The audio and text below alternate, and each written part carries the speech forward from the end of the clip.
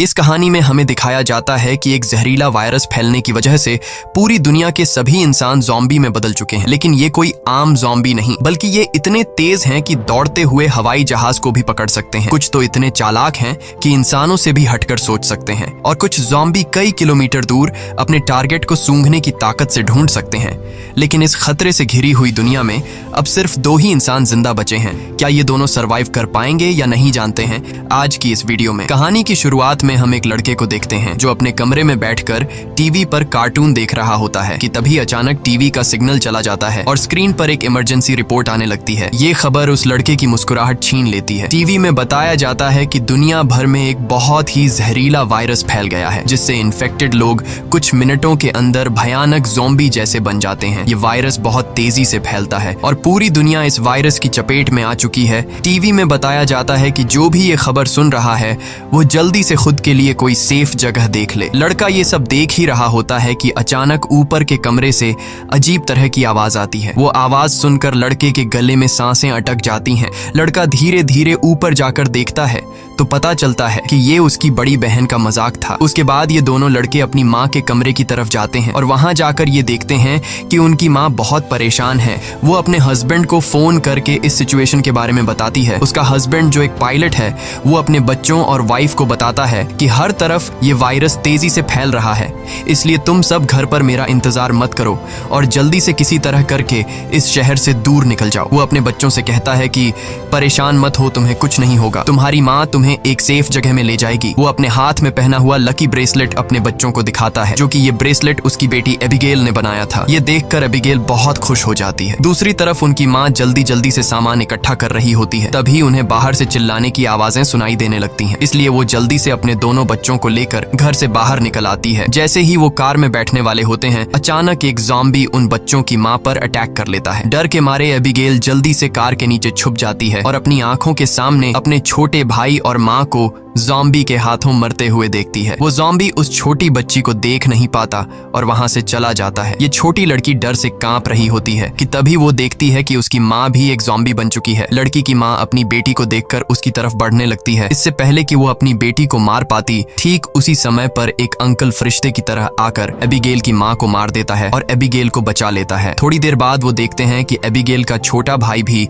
Zombie में convert हो रहा है, इसलिए वो आदमी लड़की को कान बंद करने के लिए कहता है और उसके ज़ॉम्बी बन चुके छोटे भाई को भी गोली मार देता है। अब इसके बाद 10 साल के बाद का सीन दिखाया जाता है और हम देखते हैं कि ज़ॉम्बी वायरस की वजह से इंसानी सभ्यता पूरी तरह से बर्बाद हो चुकी है। कभी रोशनी से चमकने वाले शहर अब वीरान हो चुके हैं और अब तक सारे इंसान या तो मर चुके हैं या फिर ज़ॉम्बी बनकर इधर उधर भटक रहे हैं और सिर्फ 2 ही लोग जिंदा बचे हैं। वो छोटी लड़की एबिगेल जिसे अंकल ने बचाया था, अब वो बड़ी हो चुकी है। उस दिन से लेकर अब तक एबिगेल अंकल जैक की नजरों में पली बढ़ी और जैक ने उसे ट्रेन करके ज़ॉम्बी से लड़ना सिखा दिया है। उस दिन अगर उसकी लाइफ में जैक नहीं आता तो एबिगेल अब तक मर चुकी होती, इसलिए एबिगेल जैक को अपना पिता मानती है। इतने सालों तक जंगल में अकेले रहने के बाद एबिगेल को बहुत ही लोनली महसूस हो रहा होता है। उसकी सबसे बड़ी इच्छा है कि उसे कोई इंसानी बस्ती मिल जाए जहां वो लोगों के साथ मिलकर रह सके, लेकिन जैक को लोगों के बीच रहना बिल्कुल भी पसंद नहीं। रात को जब वो दोनों जंगल में कैंप लगाकर सो रहे थे, तभी किसी की आवाज से जैक की आंख खुल जाती है। वो धीरे से अपने कैंप से बाहर निकलकर देखता है कि तभी एक ज़ॉम्बी जैक पर हमला कर देता है, लेकिन जैक लगातार गोलियां चलाकर उसे मार देता है और एबिगेल भी वहां पर पहुंच जाती है। इन दोनों को पिछले 10 सालों से जंगल में ज़ॉम्बीज का शिकार करते हुए इतना एक्सपीरियंस तो हो गया था कि ज़ॉम्बी झुंड बनाकर एक साथ मिलकर रहते हैं। वह समझ जाते हैं कि आसपास और भी जरूर ज़ॉम्बीज होंगे, इसलिए वो जल्दी यहाँ से निकलने की तैयारी करने लगते हैं और घोड़े पर बैठकर निकल जाते हैं। तभी रास्ते में उनके घोड़े हिनहिनाने लगते हैं। जैक समझ जाता है कि खतरा नजदीक है। दोनों चारों तरफ देखते हैं तो दूर एक जीप ज़ॉम्बी से गिरी हुई दिखाई देती है, जहां एक नॉर्मल इंसान खुद को ज़ॉम्बी से बचा रहा था। अब वैसे भी दुनिया में इंसान बहुत ही कम बचे थे, इसलिए अब इन दोनों को हर हाल में उस आदमी को ज़ॉम्बी से बचाना था। जैक एबिगेल के निशाने का टेस्ट भी लेना चाहता था, इसीलिए वो एबिगेल से कहता है कि तुम इस आदमी को बचाओगी ताकि पता चले कि वह पूरी तरह से ट्रेन हो चुकी है या नहीं। जैक उसे कहता है कि सुकून से टारगेट को निशाने पर करो और फिर उसे शूट कर दो, लेकिन एबिगेल जल्दबाजी में गोली चला लेती है, जिससे वो गोली गोली ज़ॉम्बी के साथ साथ उस सर्वाइवर को भी लग जाती है। यह देखकर जैक एबिगेल पर काफी गुस्सा करता है, जिसके बाद वो दोनों इंसान के पास जाते हैं। वो देखते हैं कि यह आदमी अब बच नहीं सकता, इसलिए जैक उसे खुद ही मार देता है ताकि अगर उसे ज़ॉम्बी ने काटा हो तो वो दोबारा जिंदा न हो जाए और हमारे लिए खतरा न बने। उसके बाद वो दोनों उस मरे हुए आदमी की कार से जरूरत की सारी चीजें लेने लगते हैं। जैक मरे हुए आदमी के जूते ले लेता है और जैसे ही वह उन जूतों को पहनता है तभी वहां मरे हुए आदमी के और साथी भी आ जाते हैं और बहुत सारे हथियारबंद लोग उन्हें घेर लेते हैं। एक बंदा जब मरे हुए इंसान के जूतों को जैक के पैरों में देखता है तो उन्हें शक होने लगता है कि उन्होंने सामान लूटने के लिए उनके साथी को मारा है। जब ये लोग जैसे ही इन दोनों को मारने लगते हैं तभी एक प्रेग्नेंट लेडी कार से उतरती है और अपने साथियों से इन दोनों को छोड़ने के लिए कहती है। तभी काला घोड़ा फिर से इन्हें वार्निंग देता है और अगले ही पल दूर जंगल से तेज आवाजें आने लगती हैं। बहुत सारे ज़ॉम्बी तूफान की तरह चारों तरफ से उनकी ओर बढ़ने लगते हैं। वो लोग इतने तेज रफ्तार से आते हैं कि उन्हें भागने का मौका नहीं मिलता, इसलिए हथियार निकालकर वहीं मुकाबला करते हैं। यहाँ सबके पास हथियार तो थे मगर ज़ॉम्बी की तादाद काफी ज्यादा थी, इसलिए वो एक एक करके ग्रुप के बहुत से लोगों को काट लेते हैं। बचे हुए लोगों के पास छुपने की कोई जगह नहीं होती और जल्द ही यह बहुत ही कम लोग बच जाते हैं। एक मजबूत आदमी बदकिस्मती से ज़ॉम्बी के काटने का शिकार हो जाता है, इसलिए वह खुद को गोली मारना चाहता है लेकिन उसके बंदूक में गोलियां खत्म हो जाती हैं। अब उन्हें पता चल चुका था कि वो उनसे लड़ नहीं पाएंगे, इसलिए एबिगेल प्रेग्नेंट लेडी को लेकर गाड़ी में बैठाती है। गाड़ी में प्रेग्नेंट लेडी का हस्बैंड भी बैठा होता है और जैक गाड़ी स्टार्ट करके जल्दी से वहां से निकल जाते हैं। पूरे ग्रुप में अब ये सिर्फ 4 लोग ही बचे थे, बाकी सब ही ज़ॉम्बीज के शिकार हो चुके थे। एक काले चेहरे वाला ज़ॉम्बी अपने साथियों को मरा हुआ देखकर बहुत ज्यादा गुस्सा हो जाता है। उधर ये चारों ज़ॉम्बीज से जान छुड़ाकर गाड़ी में सफर कर रहे होते हैं। रास्ते में जैक पीछे बैठी लेडी से पूछता है कि तुम हो कौन और यहाँ क्या कर रहे थे। पूछने पर पता चलता है कि यह बचे हुए लोग शिप टाउन नाम की जगह पर जाना चाहते थे जहाँ पर सेफली इंसान रहते हैं। वहाँ जरूरत की तमाम फैसिलिटीज हैं और हम सब वहाँ जाकर एक नॉर्मल जिंदगी गुजारना चाहते थे। ये सुनकर एबिगेल बहुत खुश होती है क्योंकि यही तो वो जगह है जहाँ वह हमेशा से जाना चाहती थी। जिस पर जैक ने कहा कि यहाँ पर कोई भी ऐसी कॉलोनी वगैरह नहीं है, मैं पिछले 10 सालों से यहाँ वहाँ भटक रहा हूँ, मुझे तो कोई ऐसी कॉलोनी नहीं दिखाई दी। तभी अचानक बीच रास्ते में उनकी गाड़ी खराब हो जाती है। इस दौरान प्रेग्नेंट लेडी का हस्बैंड बाहर निकलता है जिसका नाम डेविड है। वह उनसे कहता है कि मैं एक मैकेनिक हूँ और मैं इसे ठीक कर सकता हूँ, लेकिन औजार न होने की वजह से गाड़ी ठीक नहीं हो पाती, इसीलिए यह लोग गाड़ी को यहीं पर छोड़कर पैदल सफर करने लगते हैं। कई किलोमीटर सफर करने के बाद वह लोग एक वीरान सोसाइटी में पहुंच जाते हैं। यहाँ ऊंची इमारतें अभी भी खड़ी हैं लेकिन हर तरफ मौत की शांति छाई हुई है। ये लोग सबसे पहले इस जगह की अच्छी तरह से जांच भी करते हैं। जब उन्हें कोई खतरा महसूस नहीं होता तो यह लोग रात यहाँ गुजारने का फैसला करते हैं। रात को वह लोग आग जलाकर खाना पकाते हैं। एबिगेल शिप टाउन नाम के उस जगह पर जाने के लिए बहुत बेताब थी। वह उस प्रेग्नेंट औरत से उस जगह के बारे में बातचीत करने लगती है। प्रेग्नेंट औरत उससे बताती है कि हमारा पहले से उस शिप टाउन में रहने वाले लोगों के साथ रेडियो पर कांटेक्ट हो चुका है। वह एक बहुत ही खूबसूरत जगह है जहां हम आजादी से रह सकते हैं। ये बातें सुनकर एबिगेल की आंखों में चमक उठी। दूसरी तरफ जैक बाहर चारों ओर जाल बिछा देता है ताकि अगर वह लोग सो भी जाए तो खतरा करीब होने पर फौरन पता चले। जैक अंदर आकर एक मैप निकालता है और सबको समझाता है कि वो मेगन और डेविड को कुछ दूर तक पहुंचाएगा और उसके बाद दोनों अलग अलग रास्ते पर चले जाएंगे। लेकिन एबिगेल जैक के इस फैसले से खुश नहीं थी। वह जैक के पास जाकर उससे बहस करती है कि डेविड अपनी प्रेग्नेंट वाइफ को उस जगह तक सेफली नहीं पहुंचा पाएगा, इसलिए हमें उनके साथ चलना चाहिए। जैक कहता है हमें समझदारी से काम लेना चाहिए। देखो, जहां लोग ज्यादा होते हैं वहां पर खतरा भी ज्यादा होता है। लेकिन एबिगेल जैक के इस फैसले से नाराज होकर चली जाती है। हालांकि दोनों को ये नहीं पता होता कि वह काले चेहरे वाला ज़ॉम्बी उनकी गाड़ी को सूंघते हुए वहां तक पहुंच चुका है। अगली सुबह एबिगेल छत पर बैठकर अपने बचपन की फोटोज देख रही होती है कि अचानक नीचे पेड़ों से सरसराहट की आवाज आती है। वह समझ जाती है कि ज़ॉम्बी अंदर आ गए हैं और सबको वार्निंग देने के लिए नीचे दौड़कर जाती है कि तभी रास्ते में एक ज़ॉम्बी भी उसके पीछे लग जाता है। एबिगेल खुद को बचाते हुए ऊपर सीढ़ियों पर चढ़ने लगती है और पीछा करने वाले ज़ॉम्बी को झटका देते हुए नीचे गिरा देती है। लेकिन इस चक्कर में उसका बैलेंस बिगड़ जाता है जिससे वह भी नीचे गिरने वाली होती है। लेकिन तभी जैक ने वक्त पर आकर उसे बचा लिया। थोड़ी देर बाद काले चेहरे वाला ज़ॉम्बी अपने साथियों के साथ वहां पहुंच जाता है क्योंकि उसे पता चल जाता है कि उनका साथी कहां पर मरा है। लेकिन वह पहले से बिछाई गई जाल में फंस जाते हैं जिसमें काफी सारे ज़ॉम्बी मारे जाते हैं। जैक धमाके की आवाज सुनकर समझ जाता है कि ज़ॉम्बी का झुंड उस जगह तक पहुंच गया है जहां हम कल रात ठहरे थे और ज़ॉम्बी अभी तक उनका पीछा कर रहे हैं। लेकिन अच्छी बात यह थी कि ये लोग उस जगह को छोड़कर वहां से आगे निकल चुके थे। तभी रास्ते में एबिगेल को याद आता है कि थोड़ी दूर पर एक छोटा सा हवाई अड्डा है जहां पर मेरे फादर काम किया करते थे। शायद वहां कुछ हवाई जहाज बचे हों जिससे हम आसानी से शिप टाउन तक पहुंच सकते हैं। लेकिन जैक कहता है कि अगर हम एयरपोर्ट गए तो वह एक खुली जगह जगह है और अगर वहाँ ज़ॉम्बीज ने घेर लिया तो वहाँ हमारे पास जान बचाने का कोई रास्ता नहीं होगा और मुश्किल है कि हमें वहाँ एरोप्लेन भी मिल जाए। लेकिन एबिगेल के बार बार कहने पर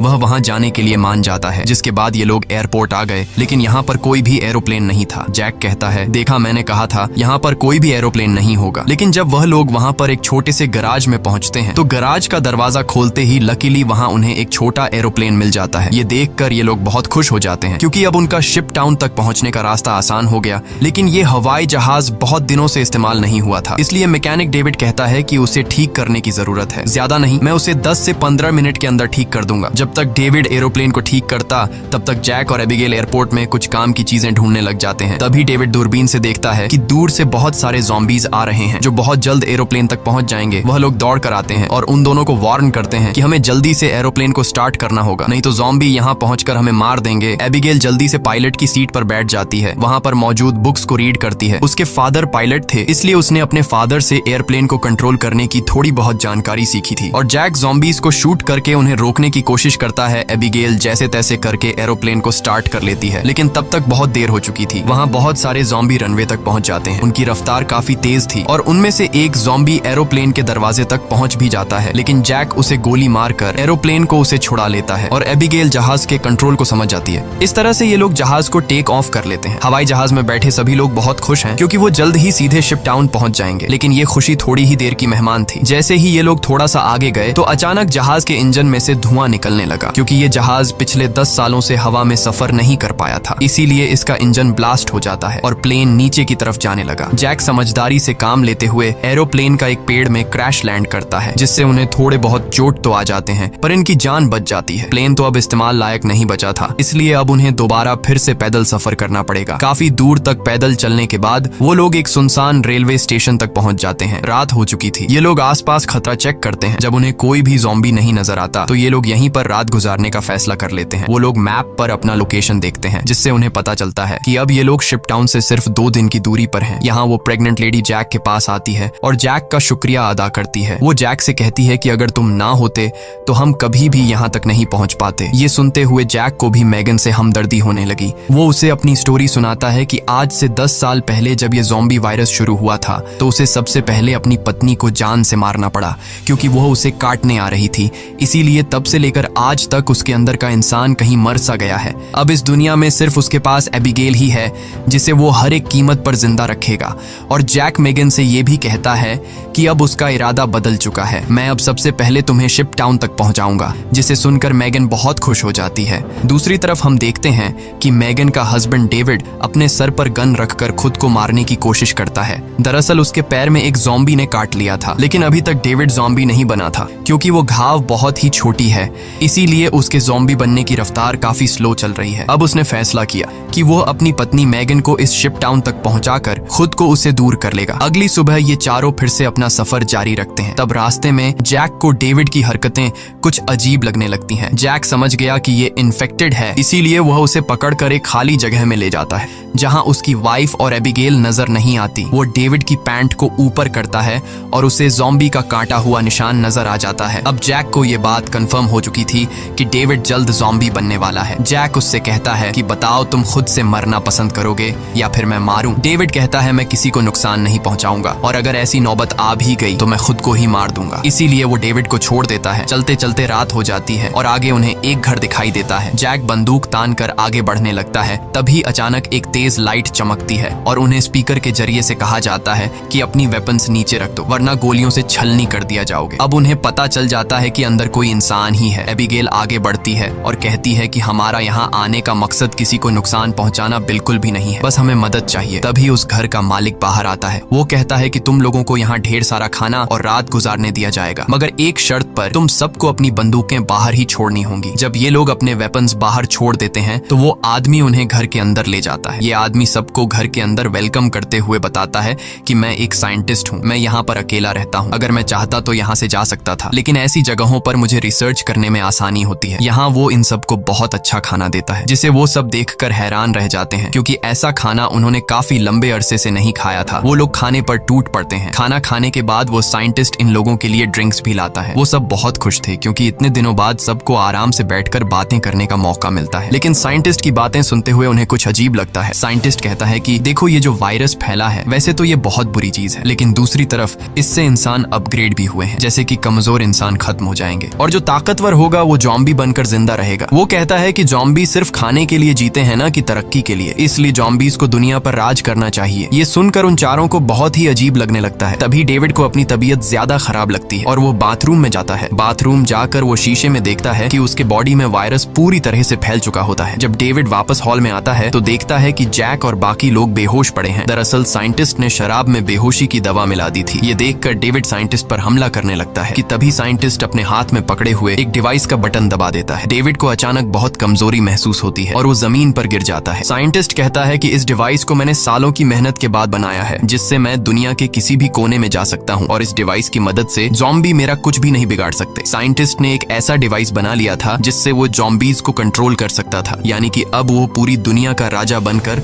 सबको अपने इशारों पर नचवाएगा। उसके बाद डेविड बेहोश हो जाता है और जब डेविड को दोबारा होश आता है तो वो देखता है कि उसे और उसके साथियों को बांध दिया गया है और अब साइंटिस्ट उन चारों पर एक्सपेरिमेंट करने वाला है। ये सब करने के बाद साइंटिस्ट कहता है कि क्या तुम लोग मेरी वाइफ से मिलना चाहोगे। उसके बाद हम साइंटिस्ट की वाइफ को देखते हैं जो कि एक ज़ॉम्बी थी और साइंटिस्ट ने उसे पिंजरे में बंद कर रखा था और वो इंसानों को पकड़कर उसे खिलाता था। ये डिवाइस भी साइंटिस्ट ने अपनी बीवी पर एक्सपेरिमेंट करके बनाई थी। साइंटिस्ट जब पिंजरे का दरवाजा खोलता है तो उसकी वाइफ सबसे पहले उसी पर अटैक करने लगती है, लेकिन साइंटिस्ट उसे कंट्रोल करके उन चारों की तरफ भेज देता है। वो जैक पर हमला कर देती है, लेकिन वो उसे लात मारकर पीछे धकेल देता है। लेकिन तभी डेविड वायरस की ताकत से रस्सी तोड़ देता है और अपने बाकी साथियों को भी छुड़ा देता है। घर का मालिक खतरा भांपकर तुरंत भाग जाता है। उसके बाद वो चारों भी अपना सामान लेकर जल्दी से बाहर निकल आते हैं। लकीली बाहर उन्हें साइंटिस्ट की गाड़ी मिलती है और ये चारों उसी में बैठकर जंगल की तरफ निकल जाते हैं। लेकिन साइंटिस्ट हार नहीं मानने वाला था। वो अपने डिवाइस के जरिए ज़ॉम्बी के झुंड को कंट्रोल करके उनका पीछा करवाता है। जैक गाड़ी की स्पीड को बढ़ाकर ज़ॉम्बीज को काफी पीछे छोड़ देता है, लेकिन आगे का रास्ता बंद था। अब उनके पास पैदल जाने के अलावा और कोई चारा नहीं है। थोड़ा सा आगे पैदल चलने के बाद ज़ॉम्बी दोबारा उन तक पहुंच जाते हैं। डेविड जान जाता है कि उसके पास ज्यादा वक्त नहीं है, वो कुछ ही देर बाद ज़ॉम्बी बन जाएगा, इसलिए वो उन लोगों से आगे बढ़ने को कहता है और खुद पीछे रहकर ज़ॉम्बी को रोकने का फैसला करता है। लेकिन उसकी वाइफ उसे जाने नहीं देना चाहती थी, जिस पर डेविड कहता है कि तुम्हें हमारे बच्चे के लिए जिंदा रहना होगा और ये सब मैं अपने आने वाले बच्चे के लिए कर रहा हूँ। उसके बाद डेविड ज़ॉम्बी से लड़ पड़ा और बड़ी बहादुरी से उनका सामना करने लगा। काफी देर तक वो ज़ॉम्बी उसको रोक लेता है और उसके साथी ज़ॉम्बी से काफी दूर चले जाते हैं, लेकिन तभी एक ज़ॉम्बी आकर डेविड को मार देता है। जैक मेगन को गोद में लेकर आगे की तरफ बढ़ता है और फाइनली ये लोग उस जगह तक पहुंच जाते हैं जहां पर इंसानों की बस्ती थी। एबिगेल मदद मांगने के लिए चिल्लाने लगती है क्योंकि उनके पीछे बहुत सारे ज़ॉम्बी थे। ऊपर टावर पर बैठे 2 पहरेदारों ने उन्हें देख लिया और वो अब स्नाइपर से ज़ॉम्बीज को शूट करके उन्हें कवर देने लगे। जल्द ही उन लोगों के लिए एक बोट भी भेजी जाती है और ये तीनों उस बोट में बैठकर शिप टाउन के अंदर पहुंच जाते हैं। काले चेहरे वाला ज़ॉम्बी अपने साथियों को आगे बढ़ने से रोकता है क्योंकि आगे पानी का रास्ता है और वह उसे पार नहीं कर सकते थे। दूसरी तरफ मेगन की डिलीवरी होने वाली थी और उसे तुरंत इलाज की जरूरत थी। अच्छी बात यह है कि यहाँ डॉक्टर और हॉस्पिटल की फैसिलिटी भी मौजूद थी। अगली सुबह हम देखते हैं कि इस जगह को कई बड़े जहाजों से जोड़कर एक टाउन बनाया गया है जिसके चारों तरफ पानी है। जैक एबिगेल से कहता है कि अब हमें यहाँ से जाना चाहिए, लेकिन एबिगेल ने यहीं रहने का फैसला कर लिया है। उसे लोगों के बीच रहने में बहुत मजा आ रहा है। इसी बात पर दोनों में बहुत झगड़ा होता है। तभी एक डॉक्टर आती है और बताती है कि मेगन ने एक बेटी को जन्म दिया है, लेकिन खून ज्यादा बहने की वजह से वो शायद ज्यादा दिन नहीं जी पाएगी। ये सुनकर जैक का मन उदास हो जाता है। वह जल्दी से हॉस्पिटल के कमरे में जाता है। मेगन बहुत कमजोर हो चुकी है और वह अपनी बेटी को जैक के हवाले करना चाहती है और वह चाहती है कि वह भी एबिगेल की तरह बड़ी हो। जैक को अपनी मरी हुई वाइफ की याद आती है और मेगन की बेटी को अपने पास रखने के लिए तैयार हो जाता है। इधर एबिगेल एक हैंडसम लड़के के साथ एंजॉय कर रही होती है। उसने कभी सोचा भी नहीं था कि इतने सारे लोग एक साथ बैठकर शराब पी सकते हैं और खूबसूरत संगीत पर जमकर नाच गा सकते हैं, इसलिए उसका यहीं रुकने का इरादा और भी पक्का हो जाता है। थोड़ी देर बाद एबिगेल उस हैंडसम लड़के को चुपके से एक कैबिन में जाते हुए देख लेती है। उसे देखकर वह भी अंदर चली जाती है। वहां पहुंचकर वह देखती है कि ये कैबिन पूरी तरह से तारों और बमों से भरा हुआ है। वहां एक वायरलेस स्विच भी लटका हुआ होता है। जैसे ही वह उस स्विच को टच करती है तभी वह लड़का भाग कर आता है और बताता है कि उन्होंने शिप टाउन के नीचे बम लगाए हैं। अगर कभी ये जगह खतरे में पड़ती है तो लोग उस रास्ते से भाग जाएंगे और बाहर से इस जगह को उड़ा देंगे। लेकिन दोनों को बिल्कुल भी अंदाजा नहीं होता कि ये दिन इतनी जल्दी आ जाएगा। वह साइंटिस्ट गुस्से में वहां तक भी पहुंच जाता है। वह देखता है कि इन लोगों ने बहुत सारे ज़ॉम्बीज को मार दिया है जिनके सहारे वह इस दुनिया पर राज करना चाहता है। वह अपने कंट्रोल डिवाइस के जरिए उस काले चेहरे वाले ज़ॉम्बी राजा को अपने कंट्रोल में कर लेता है। साइंटिस्ट की मदद मिलने के बाद शिप टाउन के नीचे का पानी अब उन्हें नहीं बचा सकता था। बहुत सारे ज़ॉम्बी पानी के नीचे से उन शिप्स पर पहुंच जाते हैं और लोगों पर अचानक अटैक कर लेते हैं, जिनमें से बहुत से लोग मारे जाते हैं। लोगों के बीच हलचल मच जाती है। इधर जैक को भी इस बात का पता चल जाता है कि ज़ॉम्बीज़ ने अटैक कर लिया है। जैक को एबिगेल की चिंता होने लगती है और वह उसे ढूंढने लग जाता है। वह ज़ॉम्बीज़ को मारते हुए आगे बढ़ता है और आखिरकार वह एबिगेल को ढूंढ लेता है। दूसरी तरफ सन की साइंटिस्ट भी शिप पर पहुंच जाता है और एबिगेल को पंच मारकर नीचे गिरा देता है। ये देखकर जैक गुस्से में आकर साइंटिस्ट की तरफ दौड़ने लगता है कि तभी एक ज़ॉम्बी बीच में आकर उसे धक्का देकर नीचे टैंक में फेंक देता है और वहां वह साइंटिस्ट भी पहुंच जाता है और जैक से बदला लेना चाहता है। वह जैक को लात मारकर गिरा देता है, लेकिन जैक को पता था कि साइंटिस्ट से लड़ना फुदूल है, इसीलिए वह साइंटिस्ट पर हमला करके उसके हाथ में लगे डिवाइस को दीवार से मारकर तोड़ देता है। अब साइंटिस्ट के पास ज़ॉम्बीज़ को कंट्रोल करने की पावर नहीं रही, जिसके बाद बूढ़ा साइंटिस्ट जल्द ही ज़ॉम्बी का शिकार बन जाता है। अच्छी बात यह थी कि इस कैंप में पहले से ही भागने का रास्ता बना हुआ था। बहुत सारे बचे हुए लोग सुरंग के रास्ते नदी के दूसरे किनारे पर पहुंच जाते हैं। जब वह बम चालू करने वाले होते हैं तो वह हैंडसम लड़का बटन नहीं दबाता, क्योंकि एबिगेल अभी भी शिप पर है। अब जैक और एबिगेल बाहर की तरफ भागने लगते हैं, लेकिन पीछे से ज़ॉम्बी राजा एबिगेल को पकड़ लेता है। तभी जैक तेजी से उस ज़ॉम्बी को लकड़ी से सर पर मार देता है, जिससे वह पीछे गिर जाता है। अचानक एबिगेल की नजर गलती से उस ज़ॉम्बी राजा के हाथ में बंधे ब्रेसलेट पर पड़ती है। ये वही ब्रेसलेट था जो उसने बचपन में अपने हाथों से अपने पिता के लिए बनाया था। वह समझ जाती है कि ये ज़ॉम्बी उसके पिता हैं, लेकिन अब वह इंसान नहीं बल्कि ज़ॉम्बी बन चुका था। यहाँ पर जैक उसे हाथ से पकड़कर जबरदस्ती खींचकर भागने को कहता है। वह हैंडसम लड़का दोनों को भागते हुए देखकर तुरंत वायरलेस रिमोट का बटन दबा देता है और पूरा शिप टाउन राख में बदल जाता है। हालांकि इन सब की लड़ाई भी खत्म नहीं हुई थी। कैंप का सरदार अपनी गर्दन पकड़कर आता है, क्योंकि लड़ाई में उसे ज़ॉम्बी ने काट लिया था। वायरस के फैलने से पहले ही काले चेहरे वाले ज़ॉम्बी ने उस पर हमला कर दिया। हैरानी की बात यह थी कि ज़ॉम्बी राजा भी धमाके में बच गया था। जैक तुरंत दौड़कर उस ज़ॉम्बी राजा से लड़ने लग जाता है, लेकिन जैक ज़ॉम्बी राजा के सामने कमजोर पड़ रहा था। इसीलिए एबिगेल जमीन से बंदूक उठाती है और ये जानते हुए भी कि सामने खड़ा ज़ॉम्बी राजा उसका पिता है, लेकिन वह उसे पालने पोसने वाले जैक को मार रहा था। इसलिए एबिगेल बिना सोचे समझे उस काले चेहरे वाले ज़ॉम्बी राजा को गोली मार देती है, क्योंकि अगर वह उसे गोली नहीं मारती तो वो ज़ॉम्बी राजा वहां पर मौजूद सब लोगों को मार देता। उसके बाद जैक और एबिगेल गले लगते हैं और अब जैक, एबिगेल और बचे हुए लोग दूर समुद्र में एक सुनसान द्वीप की तरफ देखते हैं और वहीं एक नई इंसानी बस्ती बसाने का फैसला करते हैं। इसी के साथ ये कहानी खत्म हो जाती है। अगर वीडियो आपको अच्छी लगी हो तो हमारे चैनल को सब्सक्राइब और वीडियो को लाइक जरूर कीजिएगा। JR स्टूडियो में आपका स्वागत है। कृपया चैनल को लाइक और सब्सक्राइब करें।